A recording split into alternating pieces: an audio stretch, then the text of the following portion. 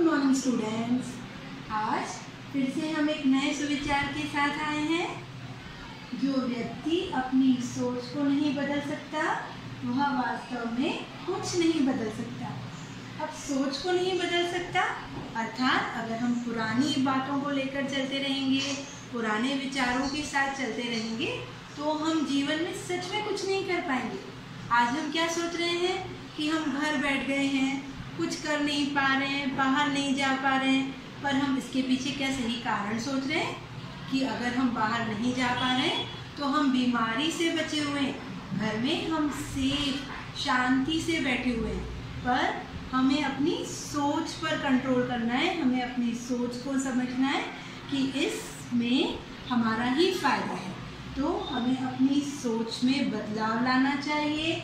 अगर हम अपनी सोच को बदलेंगे, अपने विचारों को बदलेंगे तो हम सही बात को समझ पाएंगे। बेटे, हमने पहले वाले लेक्चर में भाषा के बारे में पढ़ा। भाषा क्या होती है, भाषा के कितने रूप होते हैं। आज हम पढ़ेंगे लिपि और व्याकरण। अब लिपि होती क्या है? मनुष्य ने जैसे जैसे प्रोग्रेस की, तरक्की की, मनुष्य को भाषा बोलने के साथ साथ लिखने की भी ज़रूरत पड़ी और लिखने के लिए मनुष्य ने कुछ निश्चित ध्वनियाँ बनाई। निश्चित ध्वनियों को ही लिपि कहते हैं। लिखने के लिए बनाए गए चिन्हों को लिपि कहा जाता है। सामान्य भाषा में लिखने के लिए जो हम वर्ण निर्धारित करते हैं, जैसे क को किस तरह लिखते हैं, ट को किस तरह लिखते हैं, इन ध्वनि चिन्हों को लिखने के तरीके को हम लिपि कहते हैं। अब हर भाषा की अपनी एक लिपि होती है। जैसे हिंदी की लिपि होती है देवनागरी। हिंदी, मराठी, बोडो, गुजराती, कोंकणी, इन सभी भाषाओं को देवनागरी लिपि में लिखा जाता है। देवनागरी सबसे सरल लिपि मानी जाती है। रोमन, अंग्रेजी, जर्मन, फ्रांसीसी भाषाओं को रोमन लिपि में लिखा जाता है। फारसी किस में लिखी जाती है? उर्दू में। पंजाबी गुरमुखी में। ये सभी लिपियां हैं, देवनागरी, रोमन, उर्दू। अलग अलग भाषाएं अलग अलग लिपियों में लिखी जाती हैं। अब व्याकरण क्या होता है? व्याकरण एक ऐसा शास्त्र है जिसमें भाषा को शुद्ध किया जाता है। व्याकरण भाषा का शुद्ध रूप है। सही भाषा जानने के लिए हमें व्याकरण का ज्ञान होना बहुत जरूरी है। मैं एक छोटा सा उदाहरण देती हूँ। हम हमेशा कहते हैं कि बाजार जा रहे हैं, जबकि पिताजी एक वचन है तो हमें क्या कहना चाहिए? पिताजी बाजार जा रहा है।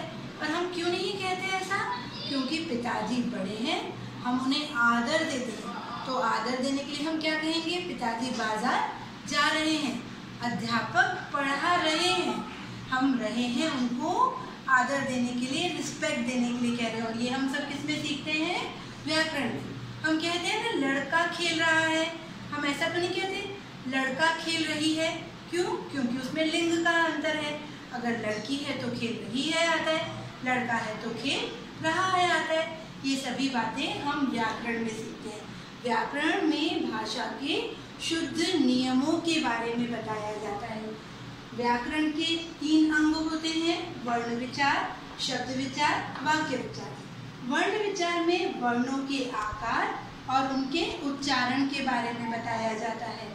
शब्द विचार जिसमें शब्दों के रूप और शब्दों के भेद बताए जाते हैं।